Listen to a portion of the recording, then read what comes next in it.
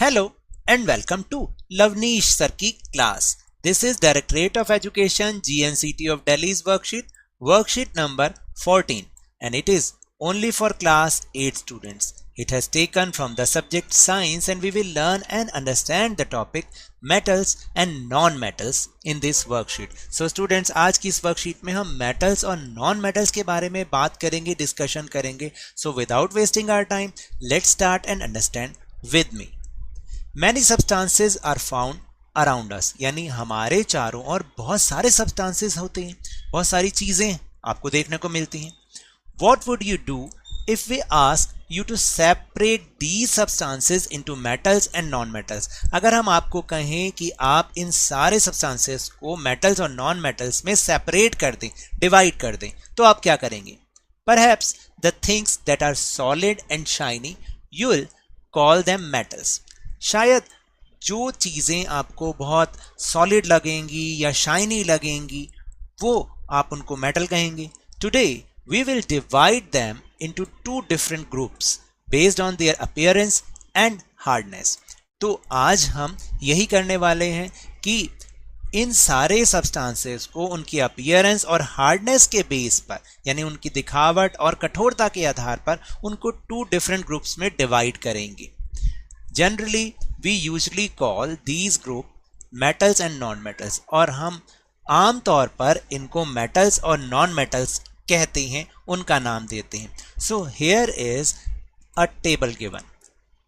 इसमें आपको करना क्या है? इसमें कुछ metals हैं या non-metals हैं, उनकी appearance कैसी होती है, शाइनी होती है या डल होती है, और हार्डनेस कैसी होती है, वेरी हार्ड या नॉट वेरी हार्ड, उसके बारे में आपको यहाँ पे करना है. So let's do it. First is iron. Iron कैसा होता है अपीयरेंस में? शाइनी होता है. यस, शाइनी होता है. और हार्डनेस कैसी होती है? Very hard. आप यहाँ पे लिखेंगे वेरी हार्ड. फिर कोल कैसा होता है? शाइनी होता है? नहीं, ये तो डल होता है. चमकीला थोड़ी होता है, डल होता है. और हार्ड होता है? नहीं, नॉट वेरी हार्ड, क्योंकि आप उस पर थोड़ी सी हैमर से उसको चोट करेंगे तो वो टुकड़ों में टूट जाता है. तो आप यहाँ लिखेंगे नॉट वेरी हार्ड. फिर सल्फर. सल्फर कैसा होता है? जो सल्फर होता है वो भी डल होता है और not very hard. Not very hard, ठीक है. फिर एल्यूमिनियम. एल्यूमिनियम कैसा होता है? शाइनी होता है या डल होता है? चमकदार होता है या कैसा होता है? Yes, it is shiny. And very hard या नॉट वेरी हार्ड? देखिए, ये दोनों तरीके से होता है. मैं तो कहूँगा कि नॉट वेरी हार्ड होता है, क्योंकि आप देखिएगा जैसे आपने कभी वो जो मेडिसिन आती है उनकी कोटिंग देखी है, वो भी एल्यूमिनियम की होती है, या एल्यूमिनियम शीट होती है, एल्यूमिनियम फॉइल होती है, तो ये नॉट वेरी हार्ड होगा. इसी प्रकार कॉपर है. कॉपर कैसा होता है? जैसे कि यहाँ पर भी दिखाया हुआ है, देखो कॉपर कैसा होता है? शाइनी होता है, शाइनी. और वेरी हार्ड होता है? नहीं, नॉट वेरी हार्ड, क्योंकि इसकी वायर भी बन जाती है. तो आप यहाँ पे लिख सकते हैं not very hard. Okay, so next topic we will understand physical properties of metal. First is hardness. Most metals are hard in nature. जो बहुत सारी मेटल्स हैं, ज़्यादातर जो मेटल्स हैं वो कैसी होती हैं? वो हार्ड होती हैं. A few exceptions like sodium and potassium are very soft metals which can be cut with a knife. और कुछ exceptions भी हैं, जैसे सोडियम और पोटेशियम जो है वो सॉफ्ट मेटल्स होती हैं जिनको आप नाइफ से कट भी कर सकते हैं. दूसरा है डक्टिलिटी. डक्टिलिटी का मतलब होता है कि उसको खींचा जा सकता है, उसके तार बनाए जा सकते हैं. The properties of metals by which they can be drawn into thin wires. For example copper, gold, silver, iron etcetera. यानी एक प्रॉपर्टी ये भी है मेटल की कि उनको खींचा जा सकता है और उनको तार के रूप में, थिन पतले बिल्कुल वायर के रूप में हम उसको बना सकते हैं. जस्ट लाइक कॉपर मेटल और कॉपर वायर. आपने देखा होगा कॉपर मेटल से कॉपर वायर बन जाती है. And the next properties of metal is solid. Most metals except mercury are solid at room temperature. Mercury के अलावा बाकी जितने भी मेटल्स हैं, ज़्यादातर मेटल्स वो रूम टेम्परेचर पर बिल्कुल सॉलिड होती हैं. Mercury is found in a liquid state eight room temperature and can be use in thermometer. जो मरकरी होता है ना, वो आपने देखा होगा कि रूम टेम्परेचर पर भी वो लिक्विड फॉर्म में ही होता है और उसको थर्मोमीटर में यूज किया जाता है। And the next property is malleability. Malleability is, let us understand the concept of malleability through an activity. तो malleability का जो concept है वो अब हम एक activity के थ्रू उसको समझेंगे। इसके लिए रिक्वायरमेंट क्या क्या चाहिए? आयरन नेल यानी आयरन की कीलें, एल्यूमिनियम वायर, कॉपर वायर, कोल, पेंसिल, लेड, कार्बन रॉड और हैमर। तो देखिए ये चीज़ें हमें चाहिए रिक्वायरमेंट के लिए। हमें कीले चाहिए, एल्यूमिनियम वायर चाहिए, कॉपर वायर चाहिए, कोल यानी कोयला चाहिए, पेंसिल का लेड चाहिए, कार्बन रॉड चाहिए और हैमर चाहिए। अब हमें करना क्या है? Be very careful while doing this activity or you can ask your father, elder brother or sister do this for you. तो क्योंकि अभी तो आप थोड़े छोटे हैं, कर लेंगे, लेकिन फिर भी आप अपने फादर के साथ या बड़े भाई या बहन के साथ इसको कीजिए। First step is collect all the above material. सारे मटेरियल को आप कलेक्ट कीजिए। Second step is beat this material one by a hammer. आपको हैमर से एक एक मेटल को पीटना है, जो मेटल्स अभी हमने ऊपर बताई हैं। Based on your observation fill the given table. अब आपको अपनी ऑब्जर्वेशन से ये जो साथ में टेबल बनी हुई है ना, इसको आपने फिल करना है। सो यहाँ पे जो आपको एक टेबल दी गई है उसको हमें कर करके देखना है। जैसे यहाँ पे लिखा है name of material, does it become flat और broken into pieces on being hammered. यानी ये जो यहाँ पे मटेरियल्स हैं, अगर हम इनको हैमर्ड करें, इनके ऊपर हैमर से जोर से चोट करें तो ये फ्लैट हो जाएंगे या ब्रोक हो जाएंगे पीसेस के अंदर। तो जैसे फर्स्ट है आयरन नेल, तो अगर आप आयरन को हैमर्ड करेंगे, उस पर हथौड़े से चोट मारेंगे तो आयरन नेल क्या हो जाएगा? It become flat. ये फ्लैट हो जाएगा, टूटेगा नहीं। कोल क्या हो जाएगा? Broken into pieces. ठीक है। एल्यूमिनियम वायर कैसी हो जाएगी? वो टूटेगी नहीं, बल्कि it become flat.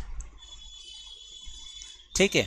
Copper wire it's also it become flat. ये भी फ्लैट हो जाएगी, टुकड़ों में नहीं टूटेगी, ब्रोक नहीं होगी। ठीक है। कार्बन रॉड ये हो जाएगी, तो आप इसको लिखेंगे ब्रोकन इनटू पीसेस। और पेंसिल लेड, ये भी जो पेंसिल का सिक्का होता है ना अंदर का, वो भी चोट मारने पर, हैमर करने पर ब्रोकन इनटू पीसेस हो जाएगा, यानी वो टुकड़ों में टूट जाएगा। इस तरह से आपको करना है। Usually most metals get flattened on being hammered without breaking.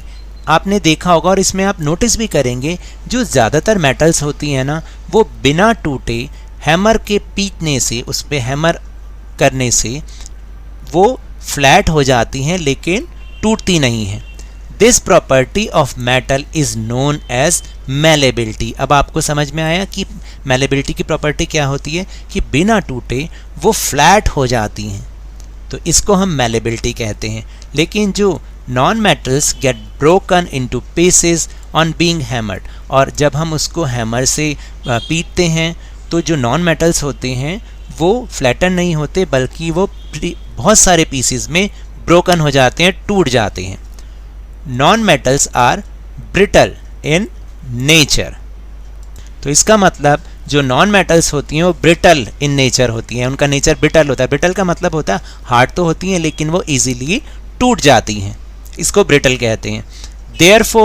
therefore we can say that metals are hard, shiny, ductile and malleable।